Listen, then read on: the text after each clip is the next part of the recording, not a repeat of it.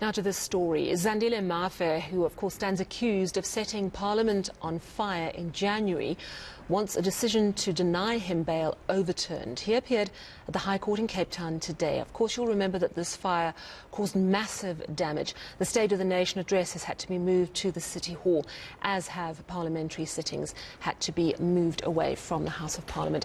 Mafe, of course, denies setting the fire. So our reporter Ayesha Ismail has been following that story, and she joins us now. Ayesha, good evening to you.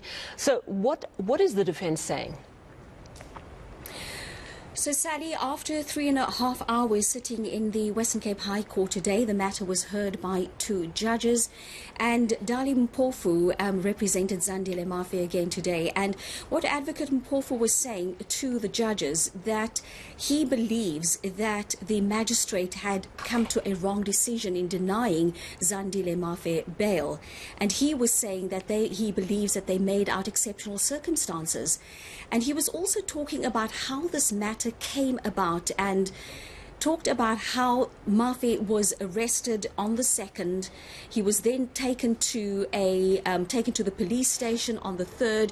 He was also, after that, he was assessed by a doctor who then declared him, and you will recall a lot was made of this, where he was found to be suffering from paranoid schizophrenia and was then referred by the magistrate to Valkenburg Psychiatric Hospital. And you will recall, Sally, that Mafe's lawyers were opposed to this, to the point where they actually went to the High Court to go and have that referral overturned.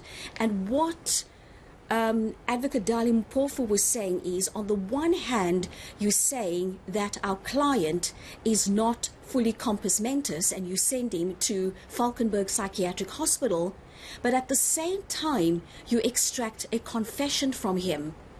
That doesn't add up, he says. And when the matter ended up in the second magistrates, in fact in the regional court, for a bail application, he's saying that the magistrate did not take a lot of the information, a lot of the facts that came out, did not take that into consideration. And on that basis, he says that he believes that the magistrate had come to a wrong conclusion. Let's listen to what Dali Mpofu had to say to the High Court today.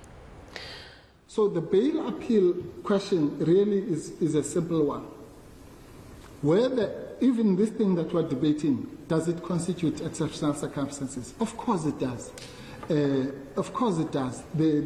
Somebody being dragged from an hour here, an hour there, and to make a so-called confession just an hour before, after they've been... So, to be honest, to put it bluntly, my lord, not even the state believes that there's something wrong with Mr. Mafe. If they did, they wouldn't have taken him to a confession an hour after the so-called diagnosis. They don't. They know that it is a falsity, and they knew it then, and they know it now. Fortunately now, all South Africans also know it. So at that stage, at least we suspected that they know it, and we know it. But now, the whole world knows it. Magistrate Adams definitely knows it. And anybody, these colleagues there who were sitting there know it, and the public knows it. All right, so that's the defence. Let's take a quick listen to what the state had to say today. Consider the confession. Remember, there are 3 extraterritorial incriminating statements which the state will rely on in the trial. The first extraterritorial statement was made to a commissioned officer and Justice of the Peace, Colonel Tron, Obas Tron, as he was referred to by the appellant. Those self-incriminatory statements where he unequivocally tells Tron that he set the Parliament alight, and that he was proud of actually setting the Parliament alight. That is admissible. That could potentially be admissible.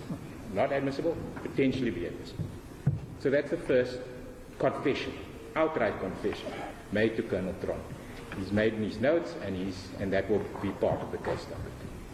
Second, as self-incriminatory document is the pointing out. He goes to the petrol station and says, this is where I bought the petrol, and I took this is the way I got on the taxi, and this is where how I drove to Parliament, and this is how I entered Parliament, and where in fact I then set the Parliament alight. So that's the second self-incriminatory statement. The third one has to be read obviously in the context of the other allegedly self-incriminatory statement. All right, so Ayesha, am I getting it right that the state is basically indicating that they have a very clear and strong confession, but the defence is saying, well, if you thought he was mentally ill, you shouldn't have tried to get any confession from him. So just wrap up where we're going to go next on the court case, and also just give us a quick update on where we are with plans to repair Parliament. So, Sally, judgment has been reserved, so we now have to wait a little bit longer to find out whether Zandile Mafe will be released on bail or whether we'll have to await his trial in Pollsmoor Prison. As to the what's happening at Parliament at the moment, well, last month Patricia de Lille did say to us that she's expecting a report by May, a phase 1 report with an estimated cost. And she did also add by saying that the pumping water from the basement is taking a very, very long time and delaying the process. And so it's very difficult for her to give a comprehensive determination. But we'll also then have to wait until May to find out what exactly these estimated costs will be. Absolutely devastating. Thank you so much for that update. That's our reporter in Cape Town, Ayesha Ismail.